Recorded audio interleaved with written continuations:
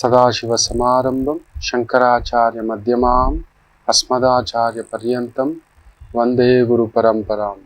ಶ್ರುತಿ ಸ್ಮೃತಿ ಪುರಾಣಾನಾಂ ಆಲಯಂ ಕರುಣಾಲಯಂ ನಮಾಮಿ ಭಗವತ್ಪಾದಂ ಶಂಕರಂ ಲೋಕಶಂಕರಂ. ನಾಡಿನ ಸಮಸ್ತ ವೀಕ್ಷಕ ಬಂಧುಗಳ ಪಾದಾರವಿಂದಗಳಿಗೆ ನನ್ನ ಶಿರಸಾಷ್ಟಾಂಗ ನಮಸ್ಕಾರಗಳು.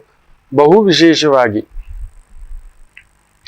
ಸಂಖ್ಯೆಗಳ ಜೋಡಣೆ, ಹೆಸರುಗಳ ಜೋಡಣೆ, ಮನಸ್ಸುಗಳ ಜೋಡಣೆ, ಬಾಂಧವ್ಯಗಳ ಜೋಡಣೆ, ಶಕ್ತಿಗಳ ಜೋಡಣೆ, ನಿಮಗೇ ಗೊತ್ತಿಲ್ಲದೆ ನಿಮಗಿರತಕ್ಕಂಥ ಶಕ್ತಿಗಳೇನು, ನಿಶಕ್ತಿಗಳೇನು, ಬಲಗಳೇನು, ದುರ್ಬಲಗಳೇನು ಅನ್ನತಕ್ಕಂಥದ್ರ ಬಗ್ಗೆ ವಿಶೇಷ ಮಾಹಿತಿಗಳನ್ನ ತಿಳಿಸ್ತಾ ಬರ್ತಿದ್ದೇವೆ.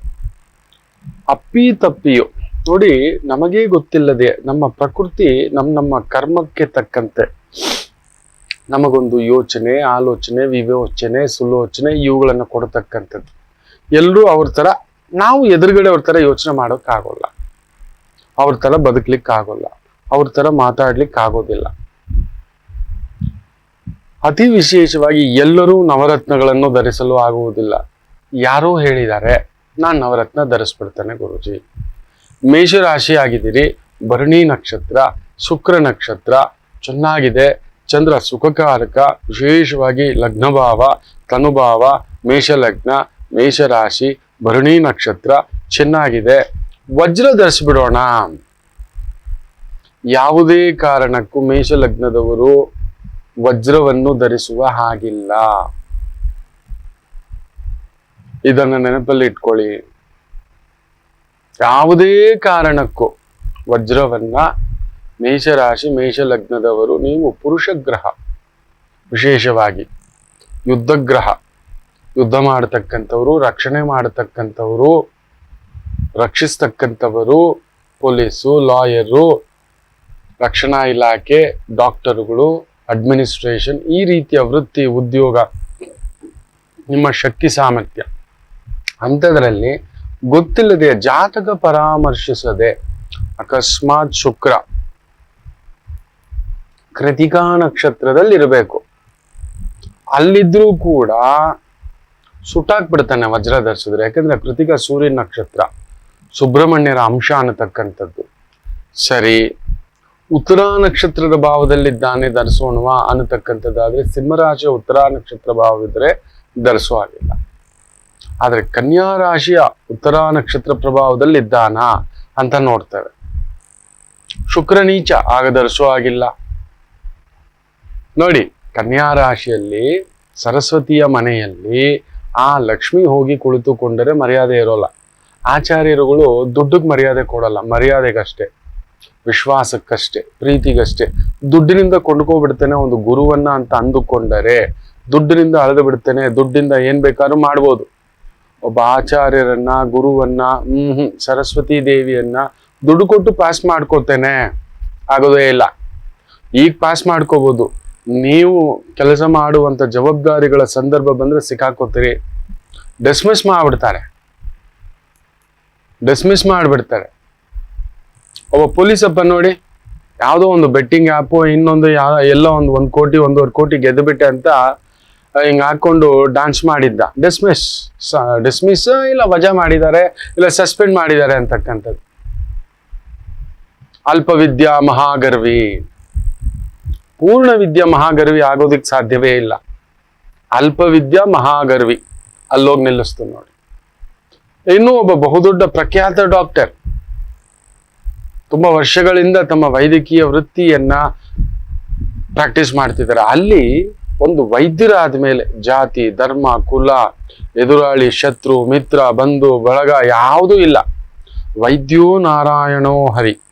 ಯಾರು ಬಂದರೂ ಟ್ರೀಟ್ ಮಾಡಬೇಕು, ಇನ್ನೊಬ್ಬರ ಬಗ್ಗೆ ಲೇವಾಲೇಶವಾಗಿ ಮಾತಾಡೋ ಹಾಗಿಲ್ಲ. ಇವ್ರ ಶತ್ರು, ಇವ್ರ ಮಿತ್ರಗಳು, ನೀವು ಮಾಡಿದ ತಪ್ಪು, ನೀವು ಮಾಡಿದ ಸರಿ ಹೇಳೋ ಹಾಗೆ ಇಲ್ಲ. ಆ ಒಂದು ಸ್ಥಾನಕ್ಕೆ ಕುಳಿತ ಮೇಲೆ ನೆನ್ಪಿಟ್ಕೊಳ್ಳಿ, ಕೆಲವು ಸ್ಥಾನಗಳು ಹಾಗೆಯೇ. ಅದಕ್ಕೆ ಹೇಳ್ತಿರ್ತೇವೆ, you are not a bad person, you did a little bad thing. ನೀನು ಕೆಟ್ಟವನಲ್ಲ, ತಿಳಿದೋ ತಿಳಿಯದೆ ಒಂದು ಸಣ್ಣ ತಪ್ಪು ಮಾಡಿದೀಯ ಮಗು ಅಂತ ಹೇಳ್ತಾರೆ. ಅಂತ ಒಂದು ಡಾಕ್ಟರು ನಡೀತಿರ್ತಕ್ಕಂಥ ಒಂದು ಯುದ್ಧದ ಸನ್ನಿವೇಶದಲ್ಲಿ ಒಂದು ಟ್ವೀಟ್ ಮಾಡ್ತಾರೆ. ಯಾರ್ದೋ ಒಬ್ಬರ ಪರವಾಗಿ ನನಗೆ ತುಂಬಾ ನೋವು ಆಗ್ತಿದೆ, ಈ ತರದ್ದು ನೀವು ಹಾಕಿರ್ತಕ್ಕಂಥ ಬಾಂಬು ಇನ್ನೊಂದು ಈ ತರದವ್ರಿಗೆ ಹಾಗೆ ಹೀಗೆ ಅಂತಕ್ಕಂಥದ್ದು ಏನೋ ಒಂದು ಆಗ್ತದೆ. ಮಧ್ಯಪ್ರಾಚ್ಯ ದೇಶದಲ್ಲಿದ್ದಾರೆ, ಕೆಲಸ ಮಾಡ್ತಿದ್ದಾರೆ. They said you have been dismiss, ವಜಾ ಮಾಡಿದೀವಿ ಅಂತ ಹೇಳ್ತಾರೆ. ಅಲ್ಪ ವಿದ್ಯಾ ಮಹಾಗರ್ವಿ, ನೋಡಿ ಇದೇ ಆಗೋದು. ವಿಮಲ, ಅವಿದ್ಯಾ, ನಮ್ಮ ಒಳಗಡೆ ಅವಿದ್ಯಾ ಜಾಸ್ತಿ, ತಿಳಿದೋ ತಿಳಿಯದೆಯೋ. ಆದ್ದರಿಂದ ನಿಮ್ಮ ಶಕ್ತಿ ಬಲಾಬಲಗಳನ್ನ ತಿಳ್ಕೊಂಡ್ ಮಾಡಿ. ಯಾರೋ ಹೇಳಿದ್ರು ನಾನು ಹಾಕ್ಬಿಡ್ತೇನೆ. ಅದೇ ಸೂರ್ಯ ನಿಮ್ಮ ಜಾತಕದಲ್ಲಿ ಮೇಷ ಲಗ್ನದಲ್ಲಿ 7ನೇ ಮನೆಯಲ್ಲಿ ನೀಚನಾಗಿದ್ದಾನೆ. ಮಾಣಿಕ್ಯ ಧರಿಸೋ ಆಗಿಲ್ಲ. ಕಳತ್ರಸ್ಥಾನ 7ನೇ ಮನೆ, ಪಾಲುದಾರಿಕೆ ಕೊಡೋದು, ಬೆಂಕಿ, ಜಗಳ, ಕಲಹ, ಮೋಸ ಎಲ್ಲ ಅಲ್ಲಿ ಗೊತ್ತಾಗುತ್ತೆ. 7ನೇ ಮನೆಯವರೇ ನಮ್ಮ ಬಲ. ನಮ್ಮ ಬಲ ನಮ್ಮದೊಂದಿದ್ರೆ ಎದುರುಗಡೆಯವರು ಕೊಡುವುದು, ತೆಗೆದುಕೊಳ್ಳುವುದು, ಮಾತನಾಡುವುದು ಎಲ್ಲದಕ್ಕೂ ಸಾಕ್ಷಿಭೂತ ಅಂತಕ್ಕಂಥದ್ದು. ಅಲ್ಲಿಗೆ ಧರಿಸೋ ಆಗಿಲ್ಲ. ಯಾವುದೇ ಕಾರಣಕ್ಕೂ ನೀವು ವಜ್ರವನ್ನ ಧರಿಸಬೇಡಿ. ಸೊ ಯಾರು ಹೇಳಿದ್ರು ಹಾಕ್ಬಿಡ್ತೇವೆ, ಮಾಡ್ಬಿಡ್ತೇವೆ, ಧರಿಸ್ಬಿಡ್ತೇವೆ, ಮಾಣಿಕ್ಯ ಧರಿಸ್ಬಿಡ್ತೇವೆ. ಸೂರ್ಯನನ್ನ ಗಮನಿಸ್ಬೇಕಾಗುತ್ತೆ. ನೋಡಿ, ಮೇಷ ಲಗ್ನಕ್ಕೆ, ಮೇಷ ರಾಶಿಗೆ, ಲಗ್ನಕ್ಕೆ ನೋಡೋದು ನಾವು, ರಾಶಿಗೆ ಅರ್ಧ ಫಲ. ಕೈ ಕಾಲು ಬೆರಳುಗಳಿಗೆ, ನಕ್ಷತ್ರಗಳಿಗೆ ಬಂದು ಕಾಲು ಭಾಗ. ತುಂಬಾ ಜನ ನಮ್ ನಕ್ಷತ್ರ ಚೇಂಜ್ ಆಗ್ಬಿಟ್ಟಿದೆ, ಏನೂ ಆಗೋಲ್ಲ.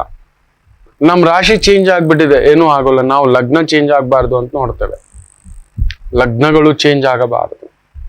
ಆ ಸುಮುಹೂರ್ತ, ಆ ಸಮಯ, ಆ ಲೆಕ್ಕಾಚಾರ ಅನ್ನತಕ್ಕಂಥದ್ದು, ಮೇಷ ಲಗ್ನ ಅನ್ನತಕ್ಕಂಥದ್ದೇ ಮುಖ್ಯ. ಸೊ ಅದಕ್ಕೀಗ ವಜ್ರ ಧರಿಸೋ ಆಗಿಲ್ಲ.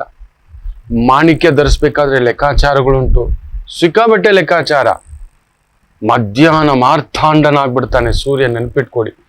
ಉದಯೇ ಬ್ರಹ್ಮರೂಪಾಯ, ಮಧ್ಯಾಹ್ನೇ ಮಾರ್ಥಾಂಡ ಸ್ವರೂಪ ಅಂತ ಒಂದು ಸಂಪಾತಿ ಸುಟ್ಟೋಗಿ ಬಿದ್ದೋಗ್ತಾನೆ ತಮ್ಮನನ್ನ ಕಾಪಾಡ್ಲಿಕ್ಕೆ ಹೋಗಿ. ಅವನೇ ಜಟಾಯು, ದಶರಥನ ಬಹುದೊಡ್ಡ ಮಿತ್ರ.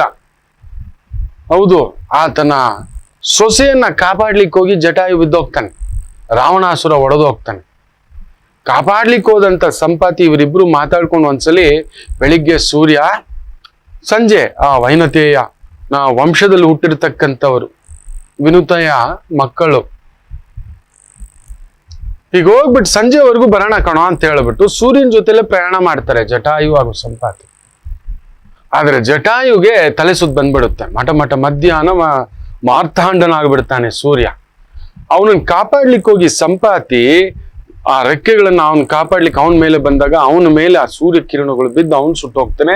ಇವನು ಕೆಳಗಡೆ ಪ್ರಜ್ಞೆ ತಪ್ಪಿ ಬಿದ್ದು ಎಲ್ಲೋ ಬಿದ್ದೋಗ್ತಾನೆ. ಅಣ್ಣ ತಮ್ಮಂದರು ದೂರ ಆಗ್ತಾರೆ. ಆದ್ರೆ ಜಟಾಯು ಬದುಕಿರ್ತಾನೆ. ರಾವಣಾಸುರ ಆ ಸೀತಾಮಾತೆಯನ್ನು ಕದ್ಕೊಂಡು ಹೋಗ್ತಿರ್ಬೇಕಾದ್ರೆ ದಶರಥನಿಗೆ ಆಪ್ತ ಮಿತ್ರ ಜಟಾಯು ಬಂದು ಅಲ್ಲೊಂದು ಘನಘೋರ ಯುದ್ಧ ನಡೀತು, ಒಡೆದು ಹೊರಟೋಗ್ತಾನೆ. ಕೆಳಗಡೆ ಬಿದ್ದು ಅವನು ಒಂದಿಷ್ಟು ಜೀವ ಇಟ್ಕೊಂಡಿರ್ತಾನೆ. ಮಧ್ಯಾಹ್ನದ ಮಾರ್ತಾಂಡ ನೋಡಿ. ಇಷ್ಟಕ್ಕೂ ವಿನುತೆಯ ಮಕ್ಕಳು, ವೈನತೆಯ ವಂಶಸ್ಥರು, ಯಾರು ವಂಶ ಆದ್ರೂ ಕೂಡ ಸೂರ್ಯ ತನ್ನ ಕೆಲಸ ಮಾಡೋದು ಬಿಡೋದಿಲ್ಲ, ಸುಡೋದು. ಮತ್ತೆ ಮಠ ಮಧ್ಯಾಹ್ನ ಸುಟ್ಟು ಹಾಕಿ ಬಿಟ್ಟ. ಅದರಿಂದ ಮಾಣಿಕ್ಯ ಧರಿಸ್ಬಿಡ್ತೇವೆ, ಹಾಕ್ಬಿಡ್ತೇವೆ, ಇಲ್ಲ, ಅದಕ್ಕೂ ಲೆಕ್ಕಾಚಾರ ಉಂಟು. ಗುರುಗಳೇ, ನಾವು ಮೇಷ ಲಗ್ನ ಅಲ್ವಾ, ಹವಳ ಹಾಕ್ಬಿಡೋಣ. ಅರೇ, ನಿಮಗೆ ಅಷ್ಟಮಾಧಿಪತಿ ಕೂಡ ಅವನು. ಮೇಷ ಲಗ್ನಕ್ಕೆ, ಮೇಷರಾಶಿಗೆ ನಿಮಗೆ ಶತ್ರು ನೀವೇ. ನಿಮ್ ಕೋಪವೇ, ನಿಮ್ ಸಿಟ್ಟೆ, ನಿಮ್ಮ ಆತ್ರವೇ, ನಿಮ್ಮ ದಾಳಸಿ ವ್ಯಕ್ತಿತ್ವವೇ, ನಿಮ್ಮ ಕ್ರೋಧವೇ. ಕ್ರೋಧಂ ಸರ್ವನಾಸ್ತಿ. ಚಾನ್ಸೇ ಇಲ್ಲ, ಕೇಳೋದೇ ಇಲ್ಲ, ಬಗ್ಗೋದೇ ಇಲ್ಲ. ಅದರಲ್ಲಿ ಏನಾದ್ರೂ ಕುಜರಾಹು ಸರಿಯಾದ ಜೋಡಣೆ ಇಲ್ಲದಂತಹ ಮನೆಯಲ್ಲೇನಾದ್ರೂ ಇದ್ರೆ ಪಕ್ಕಾ ಕನ್ಫರ್ಮ್ ರೌಡಿಗಳೇ. ಒಡೆದಾಟ, ಬಡದಾಟ, ಶುದ್ಧ ಬಡದಾಡತಕ್ಕಂಥ ವ್ಯಕ್ತಿಗಳಾಗ್ಬಿಡ್ತಾರೆ. ಶುದ್ಧವಾದಂತ ಒಂದು ಶಕ್ತಿಯುತವಾದಂತ ಮನೇಲಿ ಏನಾದ್ರು ಕುಜರಾಹು ಸಂಧಿ ಇದ್ರೆ ಪೊಲೀಸ್ ಅಧಿಕಾರಿಗಳಾಗ್ತಾರೆ, ಮಿಲಿಟರಿ, ರಕ್ಷಣಾಧಿಕಾರಿ, ಬಾಂಬ್ ಎಕ್ಸ್ಪರ್ಟ್ ಇವುಗಳಾಗ್ತಕ್ಕಂಥದ್ದಾಗ್ತಾರೆ. ದೊಡ್ಡ ರಕ್ಷಣಾ ಇಲಾಖೆ ಅಧಿಕಾರಿಗಳ ಜಾತಕದಲ್ಲಿ ಕುಜರಾಹು ಭಾವ. ದೊಡ್ಡ ಡಾನುಗಳು ಬಡದಾಡೋದು, ಬ್ಲಾಸ್ಟ್ ಮಾಡೋದು, ಚುಚ್ಚೋದು, ಸಾಯಿಸೋದ್ರ ಜಾತಕದಲ್ಲೂ ಕೂಡ ಕುಜರಾಹು ಸಂಧಿಯ ಭಾವ. ಸೊ ನಿಮ್ಮ ರಾಶಿಯಾಧಿಪತಿ, ಅಷ್ಟಮಾಧಿಪತಿ, ಅವಳ ನೀವು ಧರಿಸೋ ಆಗಿಲ್ಲ. ಇನ್ನು ಗುರು ಒಬ್ಬನನ್ನ ಧರಿಸಬಹುದು, ಅದು ಕೂಡ ಅವನನ್ನು ನೋಡ್ಬೇಕಾಗುತ್ತೆ. ಕನಕ ಪುಷ್ಪರಾಗ ಗುರು ವ್ಯಯಾಧಿಪತಿ, ಅವನು ಯಾವ ಭಾವದಲ್ಲಿದ್ದಾನೆ, ಅವನಿಂದ ಇರತಕ್ಕಂಥ ಆ ಭಾವಾಧಿಪತಿ ಎಲ್ಲಿದ್ದಾನೆ ಅದು ನೋಡ್ಬೇಕಾಗುತ್ತೆ. ಅವನ ಯಾವ ನಕ್ಷತ್ರದಲ್ಲಿದ್ದಾನೆ. ಒಂದು ರತ್ನಗಳನ್ನ ಕೊಡುವಾಗ ನಂಬಿದ್ರೆ ನಂಬಿ, ಬಿಟ್ರೆ ಬಿಡಿ, 144 ಕ್ಯಾಲ್ಕುಲೇಷನ್ಸ್ ಇರುತ್ತೆ. ಅದರಿಂದ ಯಾರೋ ಹೇಳಿದ್ರು ನಾವು ಹಾಕೋಬಿಡ್ತೇವೆ ವಜ್ರ, ನಾವು ಹವಳ ಹಾಕ್ಬಿಡ್ತೇವೆ, ನಾವು ಮಾಣಿಕ್ಯ ಹಾಕ್ಬಿಡ್ತೇವೆ. ಇಲ್ಲ, ಕೆಲವೊಂದು ಮಿತ್ರರನ್ನ ಬಲಗೈಯಲ್ಲೂ ಶತ್ರುರನ್ನ ಎಡಗೈಯಲ್ಲೂ ಇಡತಕ್ಕಂಥದ್ದು ಮಾಡಿಸ್ತೇವೆ, ಎಡಗೈಗೆ ಹಾಕಿಸ್ತೇವೆ ಕೆಲವೊಂದು ರತ್ನಗಳನ್ನ. ಇನ್ನೂ ಆಗಲಿಲ್ಲ ಅಂದ್ರೆ ಯಂತ್ರ ಸ್ವರೂಪವಾಗಿ ಒಂದ್ ಸ್ವಲ್ಪ ಚೇಂಜಸ್ ಮಾಡಿ ಇಡ್ತೇವೆ, ಬಲ ಕಡಿಮೆ ಇಟ್ಟು ಇಲ್ಲ ಬಲ ಜಾಸ್ತಿ ಇಟ್ಟು. ಇದನ್ನ ನೆನಪಲ್ಲಿ ಇಟ್ಕೊಂಡು ಧರಿಸ್ತಕ್ಕಂಥದ್ದು ಮಾಡಿ ಮಕ್ಕಳೇ. ಯಾರದೋ ಪ್ರಭಾವಕ್ಕೆ ಒಳಗಾಗಿ ಏನೋ ಹೇಳ್ತಾರೆ, ಹಾಕ್ಬಿಡೋಣ, ಮಾಡ್ಬಿಡೋಣ. ಈಗ ನೋಡಿ, ಒಂದು ಸಣ್ಣ ಉದಾಹರಣೆ ಕೊಡ್ತೇನೆ. ಸೂರ್ಯ ಚೆನ್ನಾಗಿದ್ದಾನೆ ನಿಮಗೆ 6ನೇ ಮನೆಯಲ್ಲಿ, ಆದರೆ 6ನೇ ಮನೆಯ ಅಧಿಪತಿಯಾಗಿರತಕ್ಕಂಥ ಬುಧ 12ನೇ ಮನೆಯಲ್ಲಿ ನೀಚನಾಗಿದ್ದಾನೆ, ಧರಿಸುವಾಗಿಲ್ಲ. ಆ ಭಾವಾಧಿಪತಿ ಬುದ್ಧಿ ಕೆಟ್ಟಿದೆ. ಮೊದಲೇ ಪ್ರಕೃತಿ ವಿಕೋಪ, ಮಾರ್ತಾಂಡ ಸ್ವರೂಪ ಆದಿತ್ಯ, ಮಾಣಿಕ್ಯ ಧರಿಸಿದ್ರಿ, ವಿಪರೀತ ಉದ್ವೇಗ, ಬಲ. ಯಾವಾಗ ಜಾಸ್ತಿ ಬಲ ಜಾಸ್ತಿ ಅಧಿಕಾರ ಬರುತ್ತೆ ಅವ್ರಿಗೆ ಆಲೋಚನೆ ಮಾಡಕ್ ಬರುತ್ತೆ. ಸಿಕ್ಕಾಬಟ್ಟೆ ದುಡ್ಡಿರೋರು, ಸಿಕ್ಕಾಬಟ್ಟೆ ದಿಢೀರ್ ಬಲ ಬಂದಿರೋರು ಆಲೋಚನೆ ಮಾಡ್ತಾರೆ, ಹೊಡೆದೇ ಬಿಟ್ಟಿರ್ತಾರೆ. ನಾನು ಯಾರು ಗೊತ್ತೇನೋ, ಬುದ್ಧಿ ಕೆಟ್ಟಿದೆ. ವಿಪರೀತ ಅಧಿಕಾರ ಬಂದಿರೋರು ಯಾರ್ಯಾರ ಮೇಲೂ ತೋರಿಸ್ತಾರೆ. ಇದನ್ನ ತಿಳ್ಕೊಳ್ಳಿ ದಯಮಾಡಿ. ಯಾರೋ ಹೇಳಿದ್ರು ಧರಿಸ್ಬಿಡ್ತೇವೆ, ಹಾಕೋ, ಧರಿಸು, ನೋಡು. ಅವನು ಯಾವ ನಕ್ಷತ್ರದಲ್ಲಿದ್ದಾನೆ ಗೊತ್ತಿಲ್ಲ. ಈಗ ಹಮಾಸ್ ಉಗ್ರರು ಯಾವುದೋ ರೂಪದಲ್ಲಿ ಬಂದು ಹಾಕಿದ್ರು ಬಾಂಬು, ಬೇರೆ ಬೇರೆ ಅವತಾರಗಳು, ರೂಪಗಳು. ಇದು ಅರ್ಥ ಮಾಡ್ಕೊಳ್ತಕ್ಕಂಥದ್ದು. ಉಗ್ರರು ಅಂದ್ಮೇಲೆ ಅವ್ರು ಬೇರೆ ಅವತಾರ. ನೋಡೋಕ್ ಮಾತ್ರ ನಾನು ಹೀಗೆ ಇದ್ದೇನೆ, ನಾನು ಬಾಂಬ್ ಕಟ್ಕೊಂಡು ಬಂದು ಹಾಕ್ಬೋದು. ನನ್ನ ಒಳಗಡೆ ಒಬ್ಬ ಉಗ್ರವಾದಿ ಇರಬಹುದು. ನಮ್ ಗುರುಗಳು ಪಕ್ಕದಲ್ಲಿ ತಂದಿಟ್ಕೊಳ್ಳೋದಲ್ಲ, ಆಗುಲ್ಲ. ಇದನ್ನ ನೆನಪಲ್ಲಿ ಇಟ್ಕೊಂಡು ಧರಿಸ್ತಕ್ಕಂಥದ್ದು ಮಾಡಿ ಅಂತ ಕೇಳ್ಕೊತಿದ್ದೇನೆ. ಇನ್ನಷ್ಟು ಮಾತುಗಳನ್ನ ಮಾತಾಡೋಣ. ಮಾತೃದೇವೋಭವ. ನಮಾಮಿ ಶಂಕರ. ನನ್ನ ಪ್ರೀತಿಯ ಆಧ್ಯಾತ್ಮಿಕ ಬಂಧುಗಳೇ, ಪ್ರತಿಯೊಬ್ಬರ ಜೀವನದಲ್ಲೊಂದು ಕೆಲವೊಂದು ಪ್ರಶ್ನೆಗಳಿರುತ್ತೆ, ಉತ್ತರವಿಲ್ಲದ ಪ್ರಶ್ನೆಗಳಿಲ್ಲ. ಅಂಥದ್ದೊಂದು ಸಮಸ್ಯೆ ಇದೆಯಾ? ಜ್ಯೋತಿಷ್ಯ ಮುಖೇನ ಹಾಗೂ ಆಧ್ಯಾತ್ಮಿಕ ಮುಖೇನ ನಿಮ್ಮ ಪ್ರಶ್ನೆಗಳಿಗೊಂದು ಪುಟ್ಟ ಸಮಾಧಾನ. ಈ ಕೂಡಲೇ ಕೆಳಗಿನ ಸಂಖ್ಯೆಗೆ ಕರೆ ಮಾಡಿ, ಇಲ್ಲವೇ ವಾಟ್ಸಪ್ ಮಾಡಿ, ಹಾಗೂ ನಮ್ಮ ನಮಾಮಿ ಶಂಕರ ಯೂಟ್ಯೂಬ್ ಚಾನೆಲ್ ಮುಖಾಂತರವೂ ಕೂಡ ಸರಳ ಪರಿಹಾರವನ್ನು ತಾವು ವೀಕ್ಷಿಸಿ ಹಾಗೂ ಪಡೆಯಬಹುದು. ನಮಾಮಿ ಶಂಕರ.